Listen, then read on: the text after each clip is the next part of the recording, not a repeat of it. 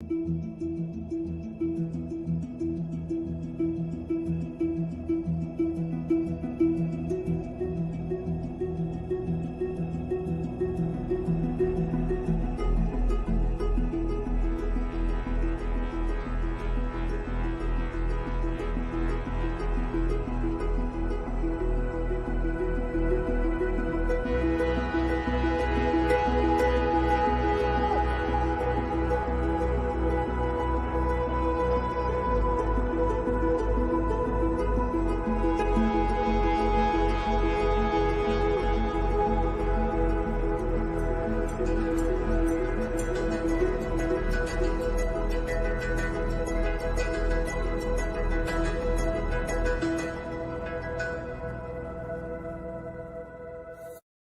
like to welcome you to the Purina Producers Forum here at the Midwest Stud Ram Sale. This is about the 10th one of these we've done. We certainly appreciate the partnership we have with Purina Animal Nutrition and the Midwest Stud Ram Sale and the Midwest Stud Ram Sale Committee.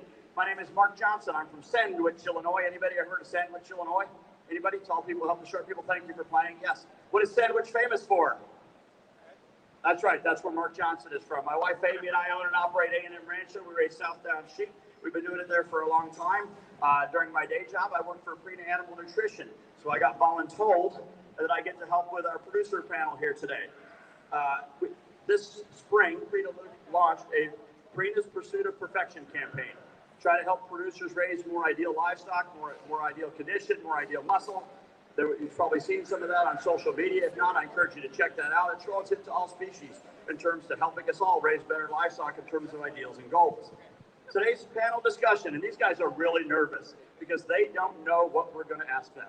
But I'm really pleased that they're willing to participate with us. Today's discussion is going to be centered around the carcass composition of show lambs and why does it matter. Our panelists today include Mr. Miles Gibbs, Mr.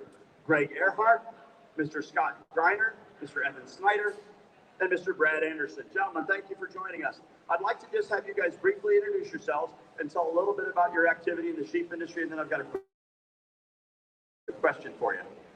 Miles, will you be willing to kick us off? I'm not afraid of a microphone, but I'm the most unqualified individual sitting at the table, so we'll start with that. I appreciate the opportunity to come. Clay called, said, hey, would you like to sit down and visit? I said, yeah, sure. We talk sheep every day out in the world, but he did not give me a list of questions. So we'll punt as we go through the day. I've grown up in Texas, showed sheep since 1979. I've seen a few of the trends. I've not seen near as many as Jim Miller. But thank you for letting me be here, and we'll try to answer as many as we can.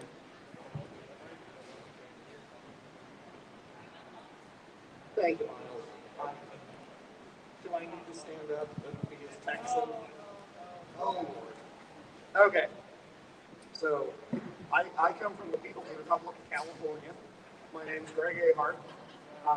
Grew up on my family's sheep, cattle, and hay ranch in Northern California. Been involved in showing sheep for an extended period of time. Both my in-laws' larger frame fitted Suffolks, as well as used to bring the Leonard Bianchi sheep back here into Sedalia years ago, and some of you in the Weather Sire activity may have remembered those. Besides raising sheep to this day professionally, I'm the VP of Operations for Superior Farms.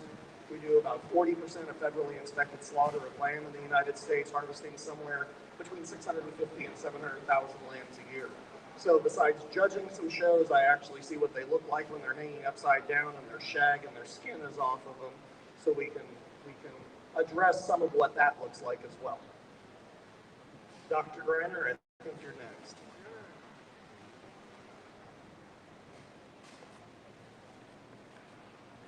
Thank you, Greg. Scott Greiner, and I'd also like to extend my appreciation to Purina for the opportunity. I'll say that now before you get to drilling us too much, Mark. But my day job, I'm a professor and extension specialist at Virginia Tech, and native of Iowa, and grew up in the sheep business, both the commercial sector as well as the club lamb industry. I have a few club lamb ewes at home, and proud father of two girls that we just got done graduated and done with the show ring thing, so I guess I'm a washed up show dad. But along the way, I've had the great honor and privilege of judging a market lamb show or two, and as well as a few other species, primarily market goats and market steers.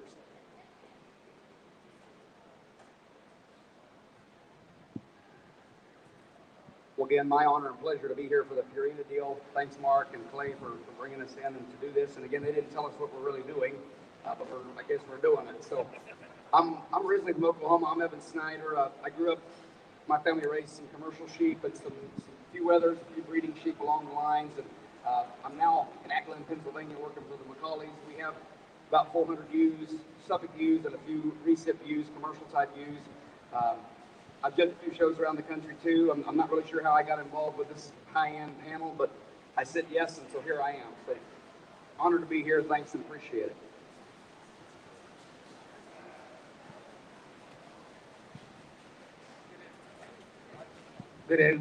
Good evening, everyone. Certainly proud to be here. Appreciate the opportunity. I'm Brad Anderson. Actually live in Chillicothe, Missouri, just about 70, 80 miles north of here. And I grew up with Clare Club lambs. My grandparents started that sheep operation a long, long time ago, and we had club lambs and Dorsets. We showed here several years in a row.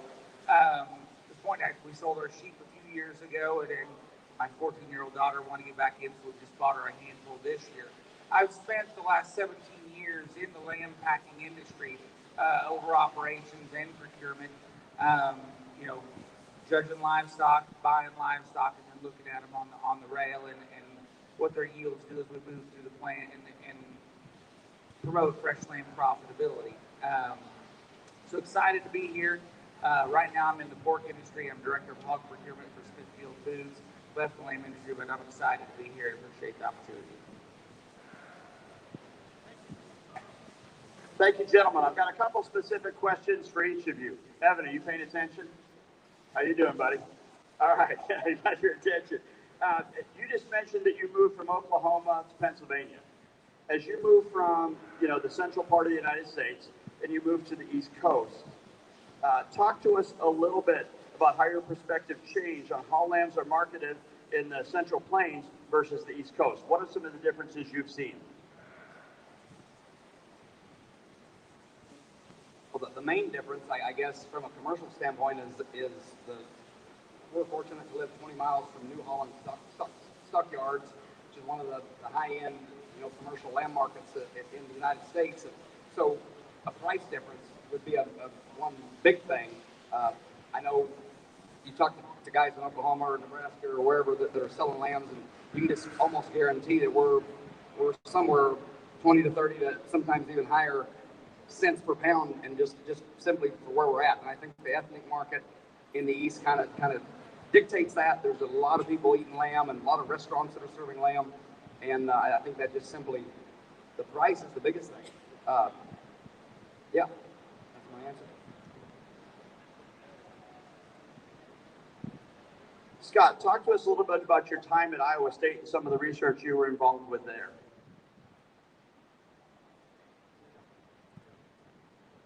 Sure. So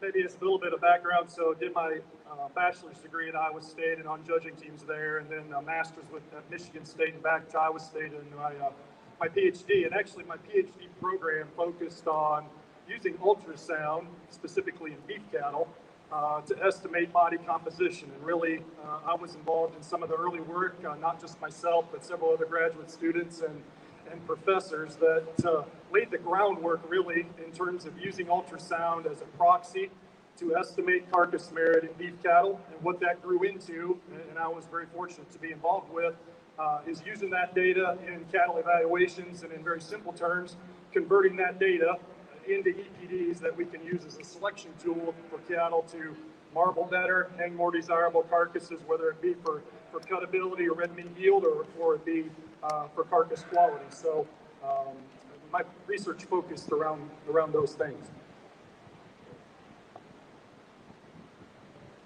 Super. It's estimated, gentlemen, that we have somewhere between 45,000 and 50,000 show lambs that go back into the food chain every single year. Breeders have made worlds of progress, and we are evident of that here today. And every year that we're here at the Midwest Stud Ram, some of the genetic progress breeders have made in terms of muscle, bone, look, and yes, even shag. The question on the table first is, how can we make that same progress in carcass merit of lambs? Greg, you look enticed. There's a twinkle in your eye. You want to tackle this one first? Well, I guess my biggest question is, does it matter to the people that are there? And that really is that's the fundamental question I would have back for the audience is, does what they're putting back into the food chain matter as they're deciding this? Are we looking at production livestock traits? Are we looking at survivability, function, movement?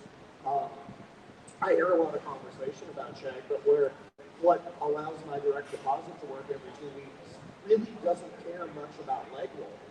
And so I guess doesn't matter before we even have that. That's the biggest thing that runs through my mind.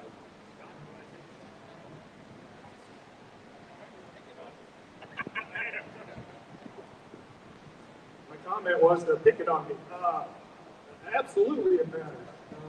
I guess I'm adamant about that and probably have a reputation as a judge for that it mattering. And I think the reason it matters is Mark, you already said, I mean, we're sending, what'd you say, 40 to 60,000 lambs into the food chain, and that means ultimately they end up on somebody's plate. And so that matters. It matters in terms of what consumers think about our product. It matters in terms of how we drive demand. All those things matter, and I think from a big picture standpoint, we get down to the realities. Really what we're talking about on the Market Land Project is youth, right? And I think it's very important that we as an industry help convey to youth, the young people sitting in the audience, the connection between what we do on the live animal side from a production standpoint. That includes the show lamb, how we care for it, how we treat it, what do we provide it in terms of nutrition, how do we manage that animal, what do we put into it. All those things matter to consumers, and helping them make the connection between what we do and the consumer and the carcass and end product is all part of that. And I think from a youth program standpoint, for me, that's the fundamental thing, is we need to make sure that we turn out youth regardless. The reality is lots of youth that show market lambs or steers or pigs or poultry or rabbits or pick your species. Goats, sorry, I forgot goats. Lots of them won't end up in production agriculture. The vast majority, in fact, probably will not end up in production agriculture, but they will be consumers. And it's very important that we turn out educated consumers about what we do in production agriculture, because they're going to be our advocates. And we all know, as an industry, not just the sheep industry, but all livestock industries, we need more advocates. Brad, same question. So as a group, probably show lamb carcasses are going to be in the top 5% of all carcasses we see for red meat yield, dressing percentage, muscle. At times we get a little bit dark just because of the stress we input on them in terms of their travel. But they're lean, they're high cutability, and so very, very good carcasses. If they've been handled right, managed right, and fed right, then I don't think tenderness is an issue. But one of the things that I think is overlooked, and I see it at stock show, where people block lanes for people not wanting the people that come through the barns to look at it. I think that's where things are important here. We've done a great job in the show lane industry of having great carcasses and red meat yield and leanness, but this industry is the ambassadors for agriculture and for the land industry. And so that's what I think the biggest part of the function of this group and the NDG is when we go to shows and we go places, there are a lot of people that tour through us. And to add a little bit of what Scott said is when we talk to them about and educate them about our product and what we do, that helps them want to consume land. When we educate them on what we're doing, because it is a red meat animal that is going to the food chain, we talk to them about the added values of what land is in terms of protein, leanness, and nutrition. husbandry things about it, because today it's as big a deal as it ever has been about how we take care of this livestock and how they're treated. And that's the biggest part of what we do in this room. And so, the carcass quality is very, very good. From a commercial aspect, we've got to get better. But I think we got to be really, really good ambassadors. I think there's a piece asking about leg wool. Does it matter? It doesn't matter on the leg at all, whatsoever. In terms of a niche market and high price value cuts, the middle meats are worth the most. The shoulder and the legs carry the most value because there's the most cut. We want those red meats that we can. We want them mild and flavorful and tender and profitable. So, the leg wool doesn't do a lot. It's cool, right? I like it as much as anybody. It's cool looking. It's an aesthetic piece of what we do because this is our passion and we like doing it. Right? It is. It's our passion. My kids do it. A lot of people do it. And we live it every day. And that's part of the things we love to do.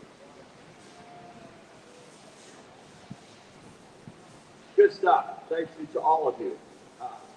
Brad, you touched briefly in terms of show lambs and their trimness as you see them hit the rail. One of the things that we wanted to discuss is, are we having a positive or negative effect on our industry with the amount of fat that we're considering acceptable in our show lambs today? We've all heard the phrase. I heard this phrase sometime the first time 15 years ago. And in talking to Mike Cassidy a little while ago, he says this phrase predates that by a lot. But fat wins and fat sells. In terms of our show lambs today, are we having a positive or negative effect on the amount of fat that we're selecting on our show lambs today? Miles, would you like to take this one? Well, I think that the old adage, fat sells, has been around as long as I was a little kid. I can remember listening to my father, who grew up in a very rural part of Texas, in a commercial sheep and goat operation. And since I was the size of those two young little girls there, the adage was always fat sells. So that's always been a determining factor at turning someone's opinion positive into believing whatever product you're showing him, whether that be beef cattle, whether that be market lambs, or whether that be a quarter horse with a line on his back. You have to nutritionally take good care of that animal, present him in his most positive light, and oftentimes that is white muscle. And so, and Mr. Ahart's laughing because he skins lambs every day for a living, and he knows exactly what I'm saying when I say the word white muscle. I grew up in Texas, and we had a little flock of sheep, and we raised a lot of club lambs, and we were very successful at it. And my dad was not an academic nutritionist, but he loved nutrition. But he also grew up in a livestock world of ranching where athletic animals preceded everything. We had a rodeo background. My grandfather bulldog steers in Madison Square Garden. Everything on our farm or our ranch had to be athletic because that's what it had to be to survive. We didn't grow up in the Midwest. The golden dent was not there. And so you learn how to manage livestock that were efficient, converters, and athletic. And that's the way he approached a young boy that wanted to show sheep. And that was myself. And so we fed sheep, athletic, they had cut, they had merit. When I grew up, the whole, and the young Miller kid here, Jim can attest, when you talk about Texas, you have the mafia or the brotherhood of the Aggies and the, all of that. No, I'm not one. I do not have an Aggie ring on. I threw it at a sheep. That's a true statement. I think it ended up in Mexico. But the truth of the matter is, I grew up in an era where 0.15 was a fat sheep. 1/1500ths of an inch. Fat. If you talk to the godfathers in Texas, the Frank Craddocks and all of them, the American housewife did not want a lamb with more than 1/1500ths of fat on it. I talk to Frank now, conversantly all the time, and I say, Frank, they got knives.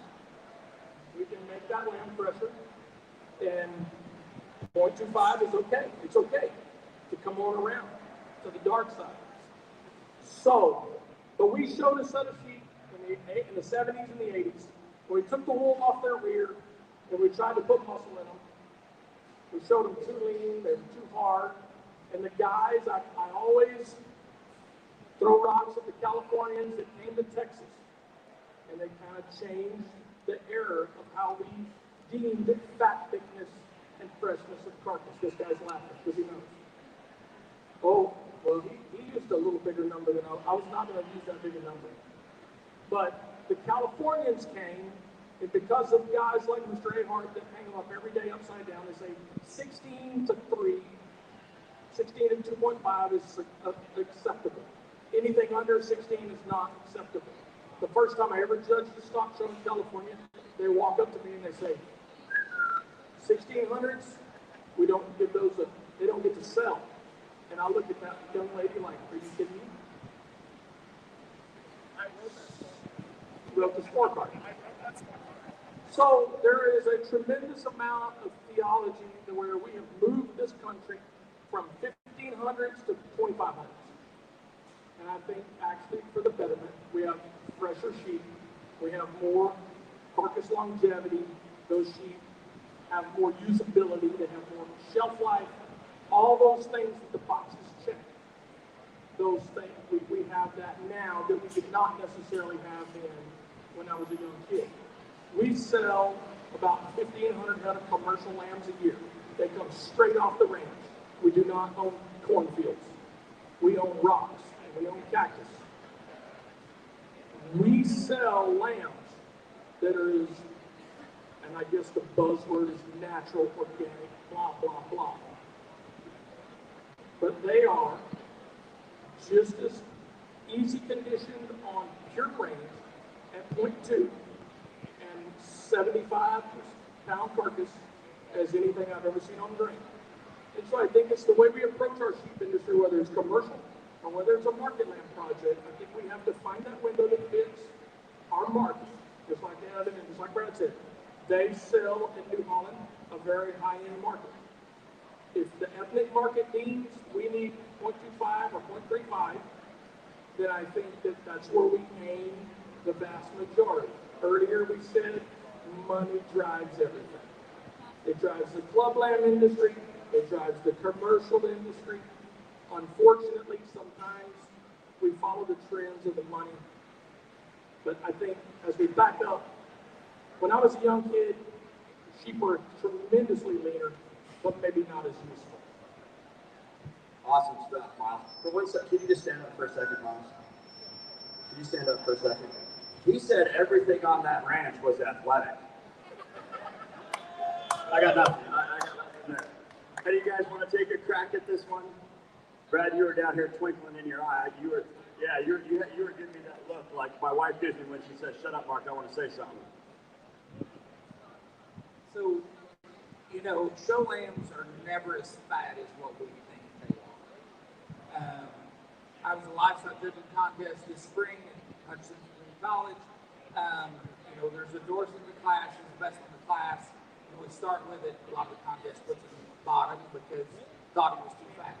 And she bet 2,600 when they pulled the hide off of it, right? Touch, feel, tone, all of those things have an effect when we start thinking one is way fat. And generally, with the amount of muscle we have in the show lamb industry, it takes a lot more energy to get those sheep fatter. And so they tend to be leaner than what we tend to think they are from a subjective view. When they get on the rail and they rib them and you measure them, that's objective, right? So that's the biggest thing. as we look through these lambs and you look at them in the shows and we put them on the rail, they're never as fat as what they tend to look like on those. So I think we've got a ways to go before we get out of bounds as a group. But I agree with Miles. I think they have more usability, not near as much cooler strength in the cooler. You know, if the customer's willing to take a 2500 spec on a cut, that's what we ought to try and get to, because it's all money in the end. Greg, do you want to add to this, or Scott? Oh, wait, Evan's like grabbing for the mic here. He's taller than I am. Greg hinted on this, and Miles did a little bit too, and we're probably not talking to anybody in this room about what I'm going to talk about, but I think sometimes we get carried away about really how fat they are, and this is going to talk to maybe a sixth of those market lambs that are being shown, like in that county fair situation. We see a lot of them that are underfed, and a lot of those places that are terminal shows, they're going to the kill floor or going to a feedlot to hopefully go to a kill floor. So maybe, maybe instead of worrying completely on how fat they are, maybe we need to educate on the other end of it, on getting some of those tail end lambs, if you will, to get to be a little bit more of a nutrition situation, a type and kind situation with more muscle and more easy doing fleshing type of sheep.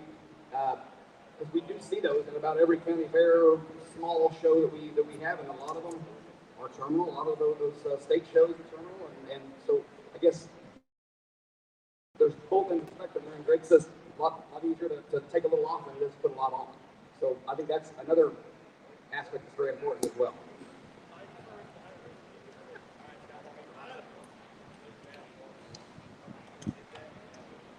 Well, just to make things interesting, I'm going to maybe disagree from a certain respect, and maybe get these guys to comment, because I think there's some differences when we talk about fat thickness, and I think as most of us at the table are classically trained, right? That measurement's taken at the 12th, 13th rib, over the ribeye muscle or loin-eye muscle itself. And most of our show lambs, I completely agree, probably fall in those bounds, Miles, that you talked about.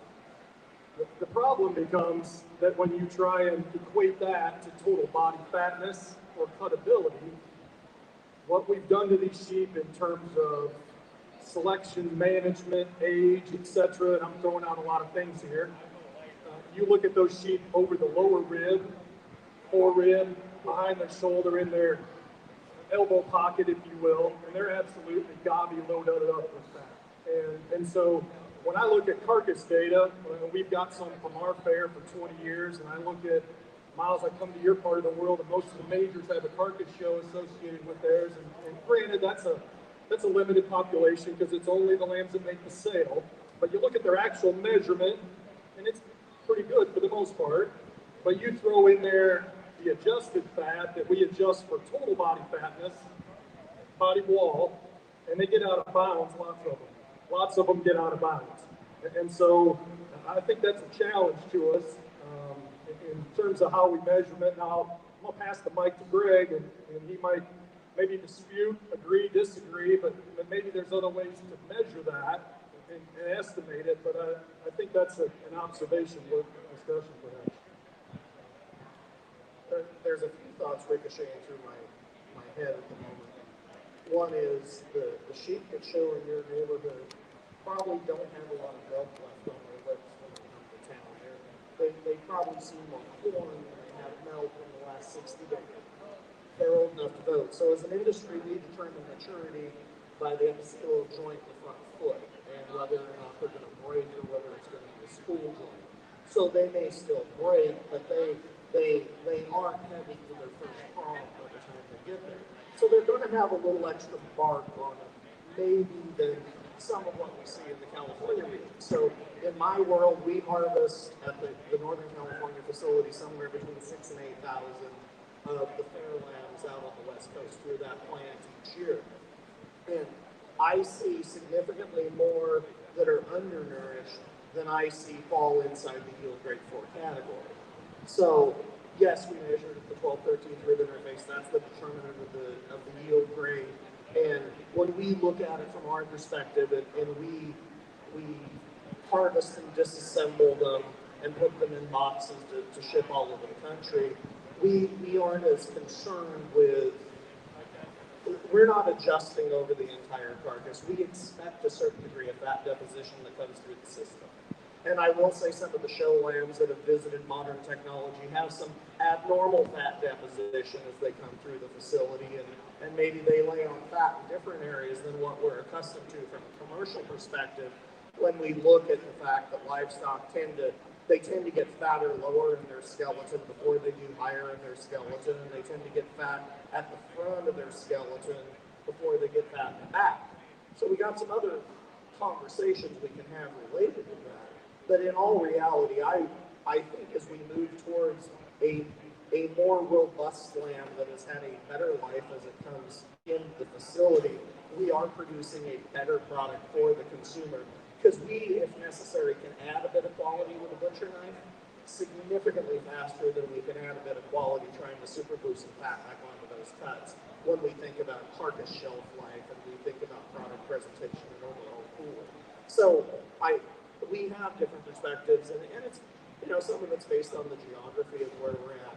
But I would much rather see a lamb a little too fat that spent a little too much time laying on the Riviera smoking stogies before it came into me than I'd like to see a really nice little 9-year-old kid that just doesn't know better, and they were told their lamb shouldn't weigh any more than 140 pounds and it went to town. And so they manage with a scale rather than a ride. Brief follow-up question as it relates to each of you where you live and your geography. When you merchandise lambs to a terminal market, is there any price incentives or deductions for lambs that are too fat or too thin?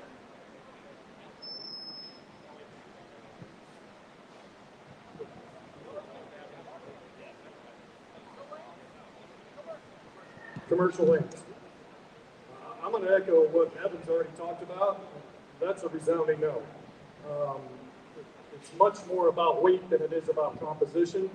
Virtually all the lambs in Pennsylvania, Virginia, they go to the ethnic market. And so we can very quickly get lambs that are too big, too heavy, and they simply don't fit that window. And so, in fact, show lambs, the show lamb industry as we know it, all of us gathered here, those sheep don't fit that at all. And in fact, we have trouble moving those because there's no, our closest major processor is Wolverine in Detroit, which is 600 miles from us. And so that's where they go, lots of them. They'll go to New Holland and filter out from there, but from a commercial industry standpoint, we don't dare make 150-pound lambs. Much of them are 70 to 80, up to 100, 115 maybe, kind of is that window. So, it all depends on how much blood's available to get on the floor.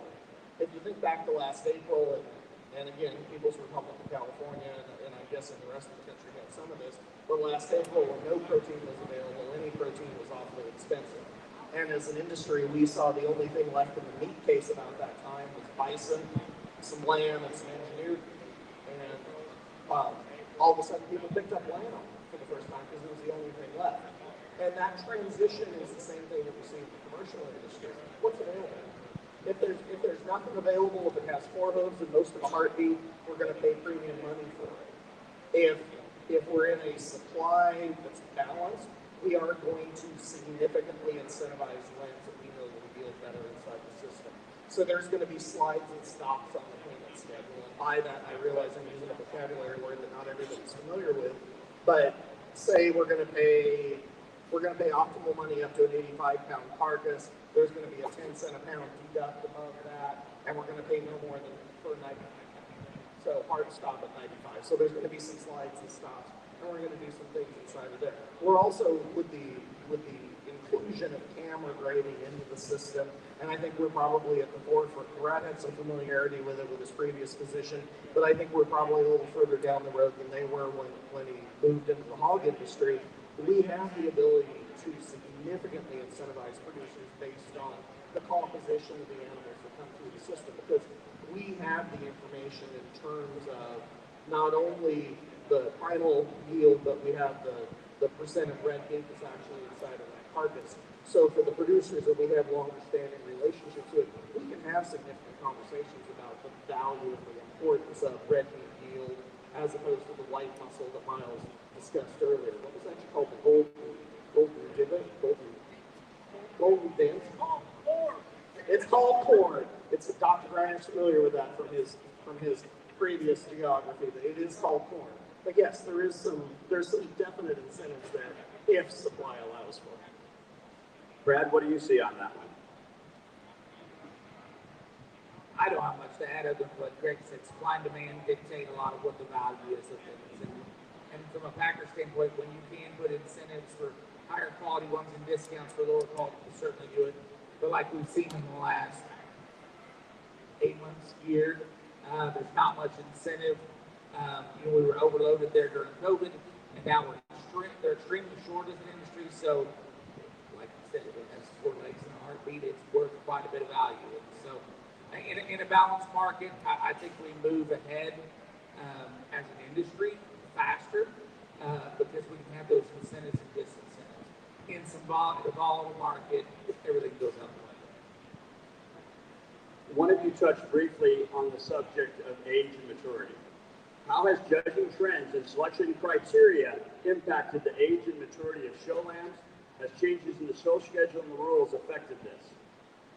So how has the judging trends and selection criteria impacted the age and maturity of show lambs?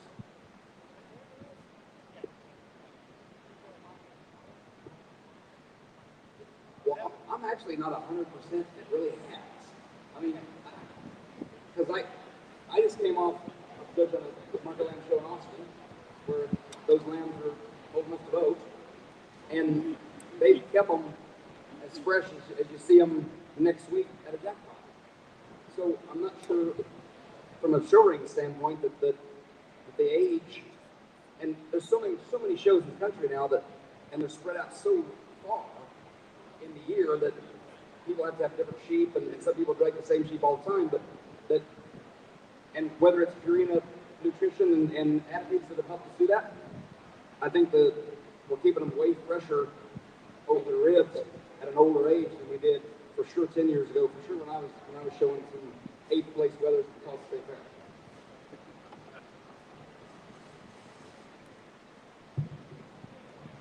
So to add to Mr. Evans' comment about Austin, Texas, in our part of the world, we've always shown a very mature animal in relevance to the Midwest or even the West Coast, where you have to jam that sheep up and get him ready in a 6-month window, sometimes a 5-month window.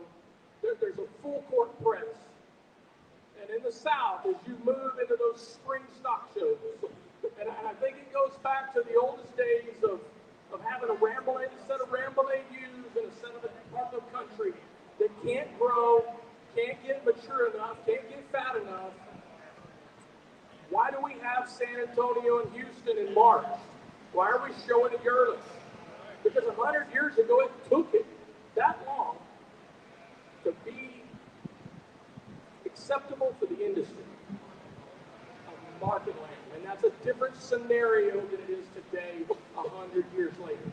When I take my lamb to Mr. Snyder down the street in Austin, Texas, and I show him a lamb that is way closer to 200 pounds than he ever needed to be in his life, and I have beat him down physically to maintain a level of fitness and youth and muscle expression and fat deposition over his rib, and just like Mr. Ahart said, that fat wants to start in his elbow and creep up his carcass and creep to the back of his carcass. And just like Dr. Greiner said, that body wall is much more imperative at 13, 14, 15 months of age than it is at 5 and 6 months of age.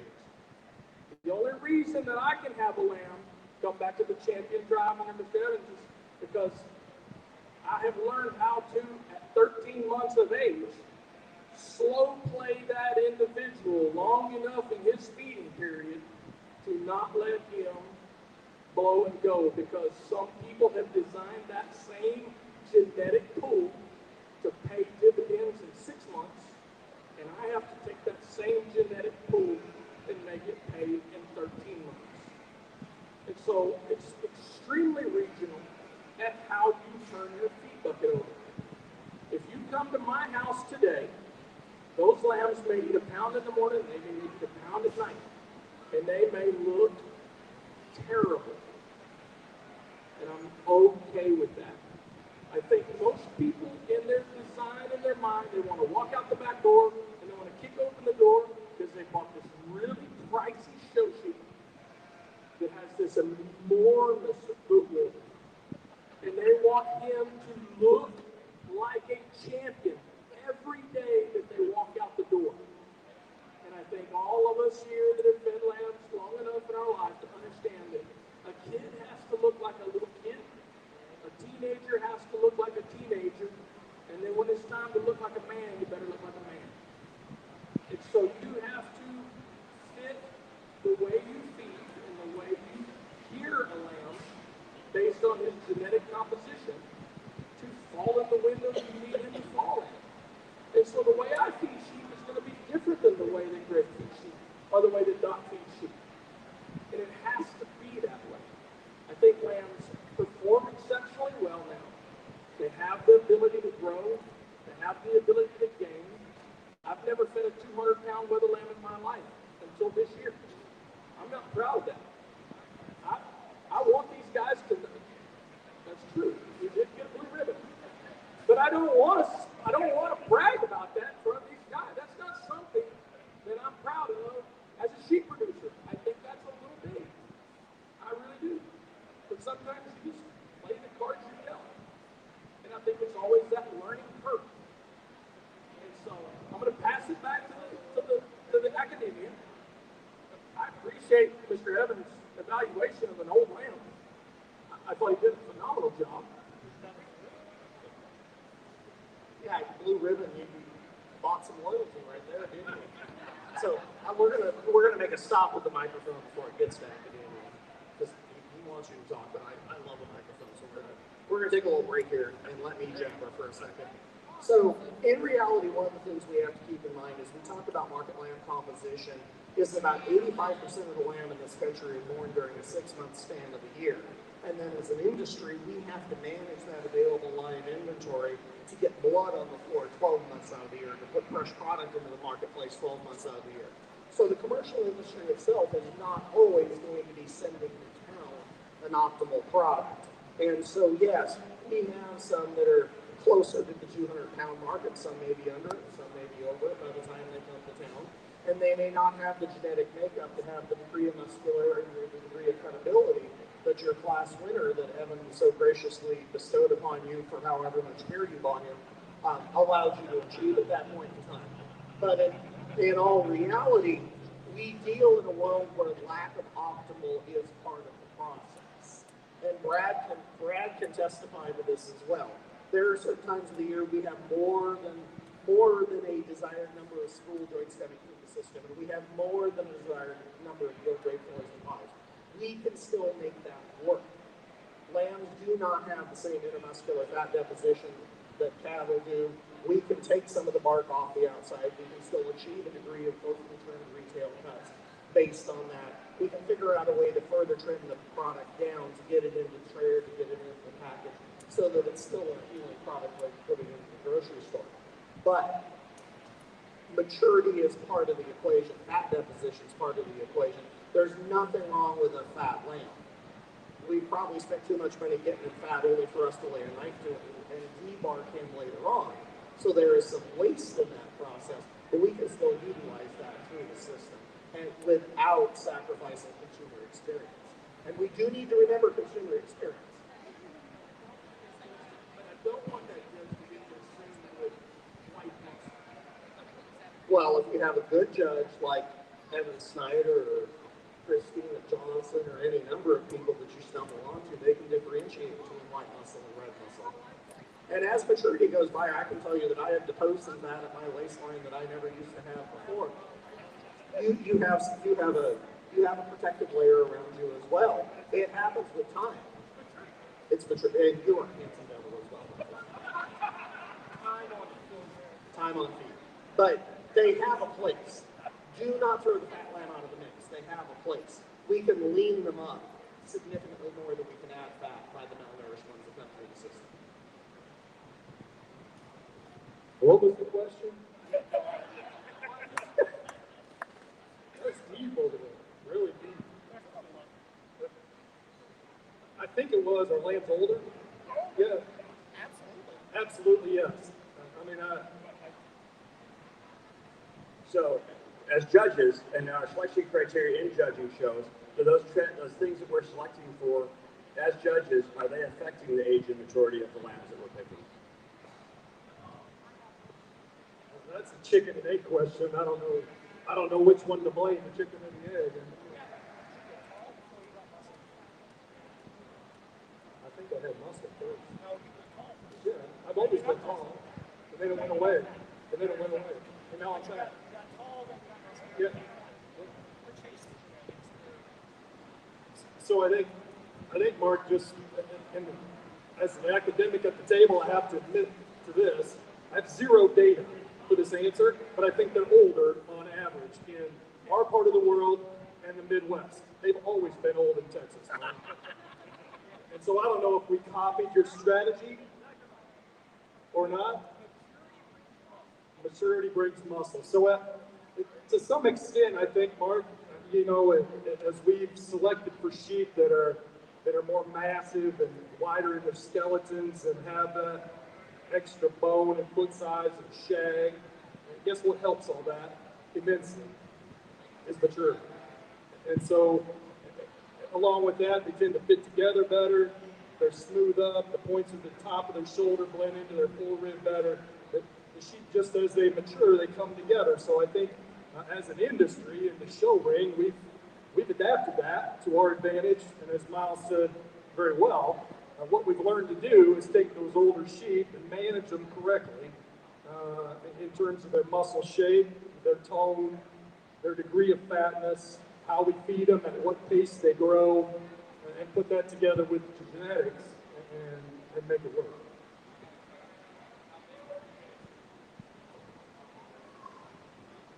The question on the table is, how big is too big? We've established 200 pounds over here. How big is too big? 200 pounds is too big. Brad, I'll touch on that for a minute. You know, I'll go back to what Greg said a little bit of, depends on the market, right? Today, a 200-pound lamb is to keep blood on the floor, right? Just get them to the system. Demand has a lot to do with that. For me, on my side, it depends on the animal's natural income. Because, the show lamb industry, the commercial industry, we're mimicking each other in some things. In the commercial industry, if we're going to have lambs for their market in the spring or early summer that may have spool joints, we're trying to get them out of the way of everything else that markets in a short period of time. In the show lambs, we're picking an end goal and an end date, and then we are managing those sheep in the commercial and the show lamb industry with nutrition. Okay? So a yield grade 2 190-pounder or a yield grade 3 190-pounder, I don't know if that's too big. You may have to bone out the legs and bone out the shoulders, but the middle meats bring a premium. But it depends on their genetics, their environment, and their natural endpoint that you deal with. Now, 200 for most part, unless the market is just crazy like it is now, that would be too big in my mind. I think we have a lot of versatility with between 140 and 170 pounds. I think that's what we have the most versatility as an industry. But on the ends, there is marketability for those types of livestock, depending on your niche and depending on your market. I'm going to reluctantly give this mic back to you one more time. Miles, stand up. Greiner, stand up. Stand up. So if we want to say a market lamb's logical endpoint is 165 pounds, are both of these going to look their best at 165 pounds? What do you know you're not? You're going to look emaciated at 165 pounds.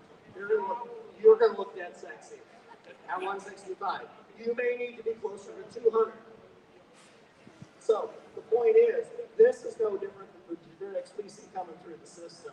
Find the natural endpoint, much more than you worry about the late stop. At this point, we should drop the mic and walk away. I can't get you a better visual than what these gentlemen gave you right there. Let's give them a nice round of applause, guys. That was awesome. 8th grade, 200 pounds, guys. I'm still working on it. I need some power fuel.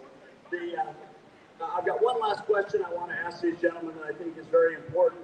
But before we do so, I need to do a couple of housekeeping things.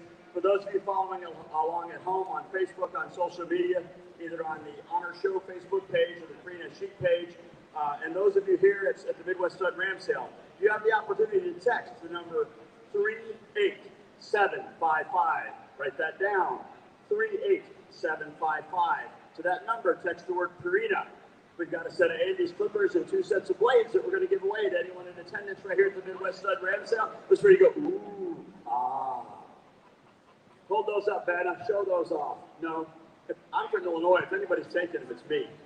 The other thing that will get you is if you fill out that completely, it'll ask you what state you're in, whether you're in dazed or confused, or wherever you happen to be. Today you're in Missouri. So make sure you include that you're in Missouri at the Midwest Stud Ram Sale. They'll also email you a $10 off coupon that's good on any Purina product. I'd also like to introduce some of the folks that help make this program possible today. Purina is very invested in our sheep industry, and it makes me proud to be a part of this team. We have some excellent individuals that help with this. Miss Maggie Amberg. Maggie, please stand up. Say hello, Maggie. We've got Dr. Kevin Burgoon. Where's Kevin at? Right back there. He's got the Aggie hat on. Come on, Kevin. Put your phone down. I lost you. You're entering. You're texting Purina to the number 38755. We've also got Dr. Clay Elliott. Clay, please stand up. He's very integral in putting this program together. We've also got our crew from Filament right out here front making it live. We've got Hannah. We've got Lindsay. Appreciate you guys. So again, you can go to www.prinamills.com for more information on our sheep products and our show feeds that we have available. Gentlemen, as we start to wrap this up, because they tell me that we're talking too long, a question that I have for you. The hog industry has and is facing challenges with show pigs entering the food chain. As an industry, what can we do to be proactive to prevent these same challenges from impacting our industry? What are those challenges, Brad? So from the pork industry side, paling is an issue. Most pork plants in the pork industry went to, a paling-free system, no beta agonists whatsoever, because they impact, data is shown, and we've seen it, they impact dead and non-ambulatory hogs through the system. Hogs that get too much muscle, that get too much stress, and they can't walk from their pen onto the truck, survive the truck trip, and into the plant, and make it all the way through the harvest floor. And so that's what we have seen from that. Color is an issue, but that's just inherently because of hog breeds. But that's the biggest issue we see of, that are never fed beta agonists that the pork industry is linked to. And for the show pig industry, they've got to go more closer to that so to be able to get some significance with the major pork packers. Now, from a lamb industry, it's interesting is we'd like to see more collaboration, because from this industry, the group here and all these kids around the industry, those advocates, Scott grew up showing, I grew up showing, Greg grew up showing, we all did, right? Greg is still in the packing industry. I'm on a different side, but I was there for a long time. And we love this industry, and we're all part of it. And we're the advocates, we're the cheerleaders for this industry.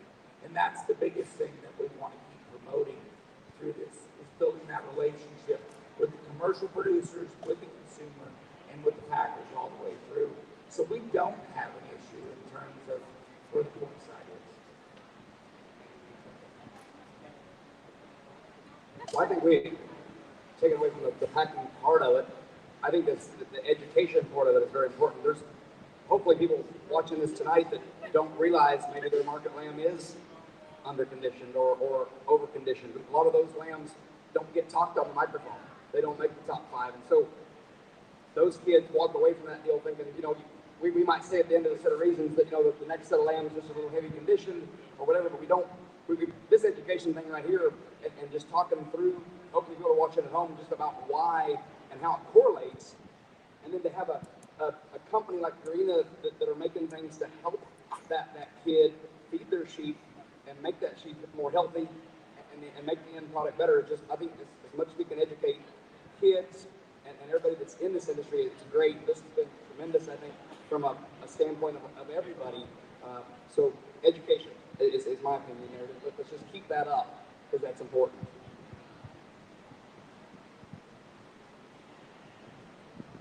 Certainly agree with both those things and excellent points. I would go back to one of my earlier statements and maybe add one thing to that. We are producing food animals as market land projects in youth, and keep in mind that they are going in the food chain, and make sure that we do everything within our boundaries, ethically and legally, that keeps us out of trouble, so to speak. They're going in the food chain, and they're ultimately a food product, and we need to have that in mind. And then the second thing I'd add is to echo what Evan said is continue to educate ourselves as an industry about what are the boundaries, what is our target, regardless of where your lamb show is at, that county fair, your state fair, what is the boundary in terms of where those sheep are going in terms of ultimate endpoint. That's different for us in Virginia than it is in California. Obviously, and different than in Texas. So have those boundaries in mind, educate yourself about how feeding and management impact that, and do our best to do the best we can in terms of producing a quality product. To echo that, there's a lot of diversity of opinion when it comes to laying up the animals, and we like them bigger or smaller, or prettier or more muscular, and all of those things. And for the youth that are involved in this activity, they're really blessed to have feed companies that are putting together products to make the feeding side of this simpler and easier and allow them a higher probability of success getting them there and continue the education aspect. But to Dr. Greiner's point, please remember that what you are doing at home with your animals is ultimately ending up in the food chain. And so you have an ethical responsibility to make sure that you are doing everything you can from an appropriateness standpoint in terms of what you generate, to understand it's going to end up on somebody's dinner plate later on.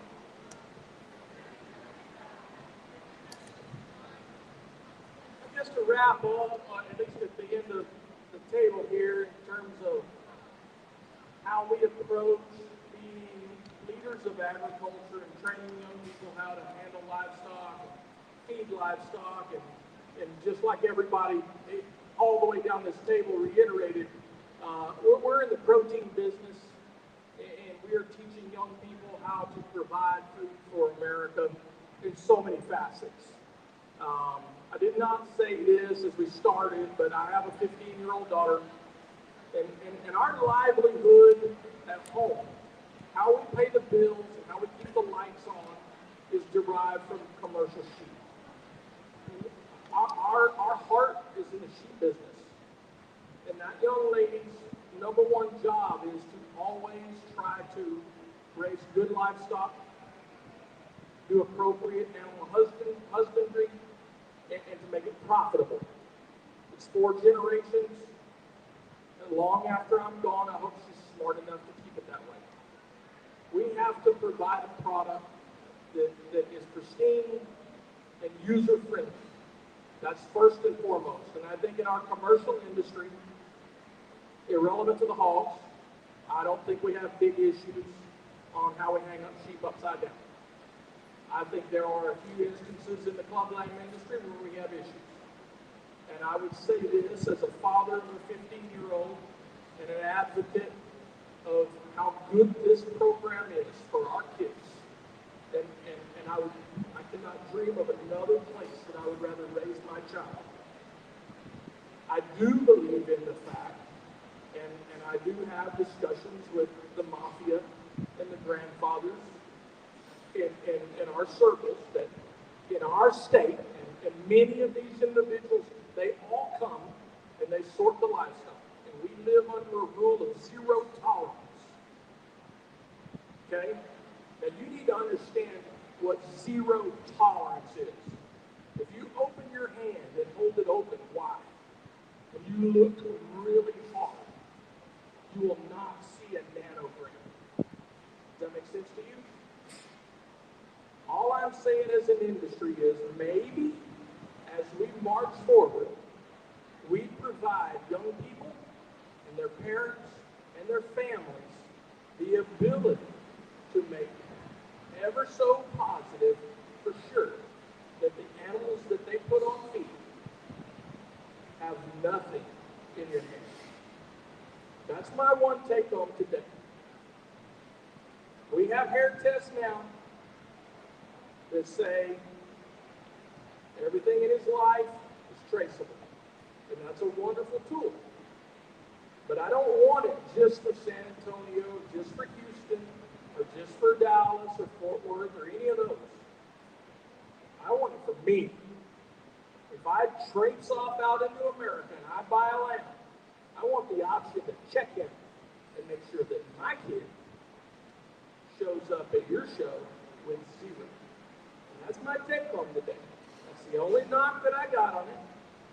I don't think our commercial industry has a problem at all. I really don't. And I think that each and every one of us has the ability to protect our kids and feed livestock the way we should feed them. Because we are an advocate for protein and a very robust and enjoyable industry.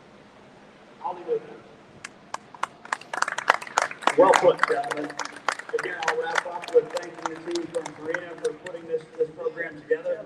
Those of you that have texted the word Greiner to number 38775, all of those numbers have popped up in my phone here, and I wasn't just surfing the internet while these guys were talking. That would be rude. I was actually trying to pull up a winner. Our winner for this afternoon's drawing is Dylan Noner from Minnesota. Dylan, come on down. We'll get you set up with a set of clippers here, so we appreciate that. And you can still text in if you haven't so far and get the $10 off coupon. Again, let's give it up for this panelist. Brad, thank you. Evan, thank you. Scott, thank you. Greg, thank you. Miles, thank you. Guys, they gave up their time to be here and be a part of this panel tonight. On behalf of all of us here at the Midwest Ramsdale Premium Animal Nutrition, thank you very much. We appreciate you.